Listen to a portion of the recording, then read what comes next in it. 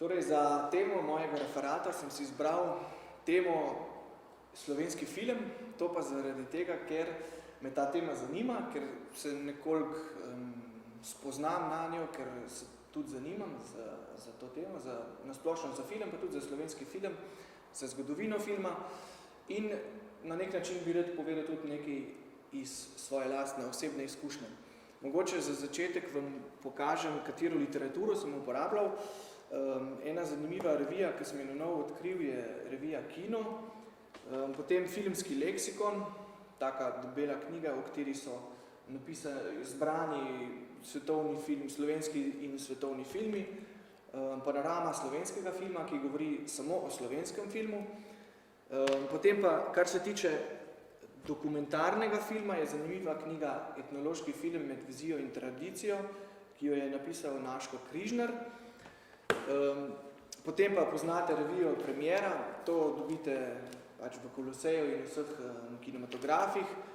Slovenska kinoteka pa izdaja revijo Kinotečnik, ta je pa bolj namenjena tistim filmskim zagnancem, ki se zanimajo ne toliko za komercialni hollywoodski film, ampak bolj za umetniški film. Namen mojega referata, oziroma teza, ki sem si jo postavil z njim, je, da znamo v Sloveniji in v slovenskem jeziku snemati dobre filme, ki niso dolgočasni, čeprav je na nek način prisoten nek stereotip, da pa slovenski filmi so takšni. Preden pa, oziroma za začetek, pa mogoče kratka zgodovina, en tak zgodovinski pregled razvoja kinematografije in sploh filma. Danes film uvrščamo med umetnosti, imenujemo ga tudi sedma umetnost, to pa zaradi tega, ker je bilo prej klasičnih umetnosti 6, potem pa še ta filmska in je pač na 7. mestu. Zgodovina filma, vemo, kdaj je nastala, kdaj se je začela, in sicer je bilo to leta 1895 v Parizu, za razliko od drugih umetnostnih zvrsti, za katere pa dejansko ne vemo začetka točnega datuma nastanka. Recimo za likovno umetnost ne vemo, kdaj točno je nastala, medtem ko filmska produkcija se začne omenjenega leta, ko so v indijskem salonu Grand Café v Parizu izvedli prvo javno filmsko predstavo. To je bila še tehnika, ki je bila drugačna od te, ki jo poznamo danes, ampak v tistem času se je začel razvoj tako imenovane kinematografije, in z njo se je nekako udejanil dolgoletni sen mnogih ljudi, namreč, da bi povezali sliko in zvok v gibljivo sliko in da bi lahko gledali to kot pač filmsko projekcijo. In to se je tega leta tudi udejanilo. Torej, v grobem zgodovino filma delimo na dve temeljni obdobji. To sta obdobji, prva je obdobje nemega filma, druga pa obdobje zvočnega filma. Že ime samo pove, da je bil na začetku, seveda film, kot nam je vsem znano, je bil film nemi.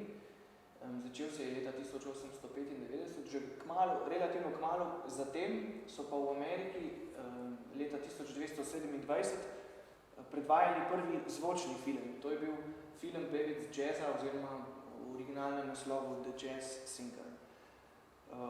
Toliko bi imel splošno o zgodovini filma, sedaj pa si mogoče pogledamo zgodovino slovenskega filma, tak kratek pregled. Torej, zdaj, ko govorimo o zgodovini slovenskega filma, je mogoče prav, da omenim Janeza Puharja, ki je izumil fotografiranje na steklene plošče in s tem svojim izumom je močno vplival na sam potek razvoja kinematografije. Sicer pa si pogledamo, kako je bilo s filmom na Slovenskem. Relativno kmalu je bila v Sloveniji, ni bila prva projekcija, bil je pa prvi film posnet. Posnel ga je pa Karel Grossman, ki je bil odvetnik na Ljutomeru. Posnel je 3 kratke filme in že leta 1905-1906, se pravi 10 let po prvi projekciji sploh na svetu, prvi projekciji filma na svetu. To so sicer manj poznani filmi. V Sloveniji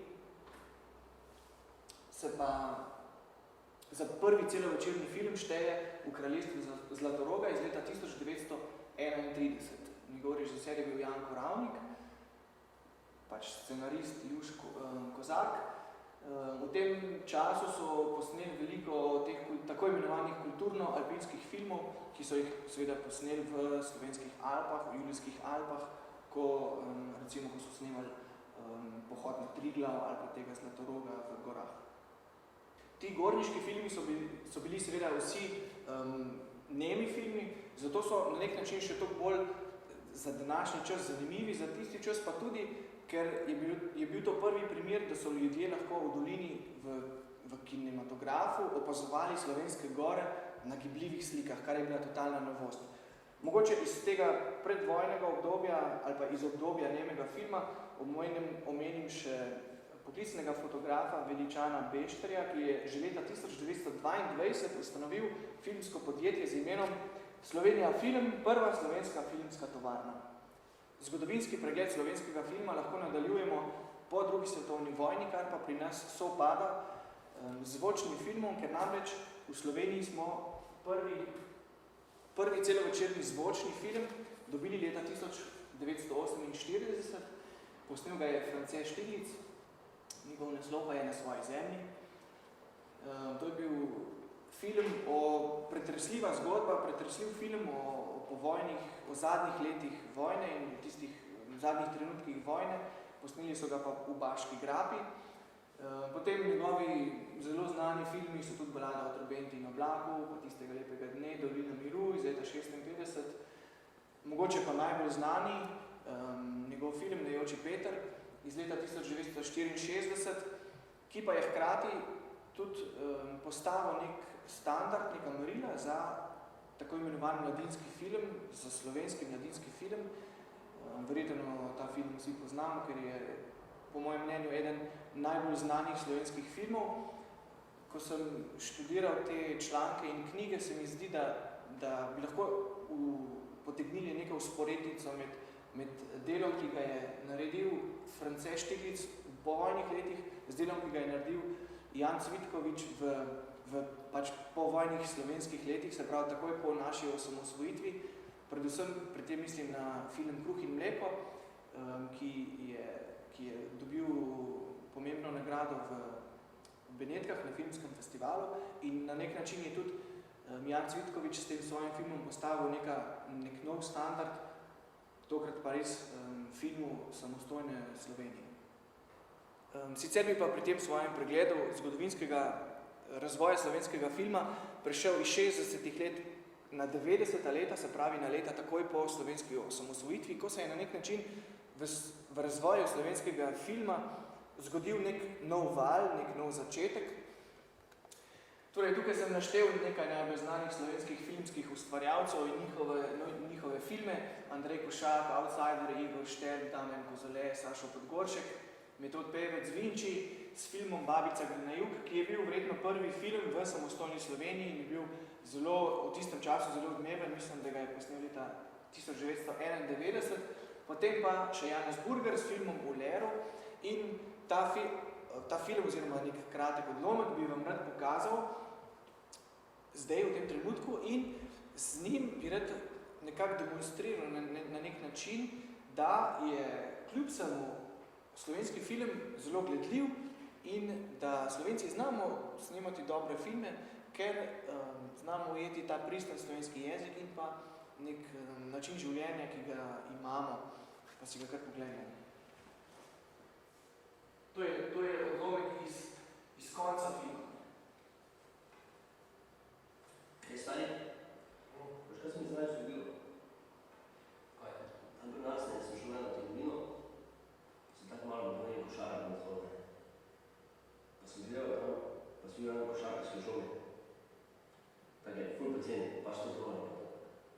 Sem mislil, da bi mi kako košarka pozagajali bolje. Da smo malo švicamo, pa smigamo, no, znaš, taka nacija pozvene košarkarske, Slovenci, znaš. No, pa sem tam nekaj sajta moja žoge delal. Pa sem pa eno kupal. To je dobro, ne? Ma ja.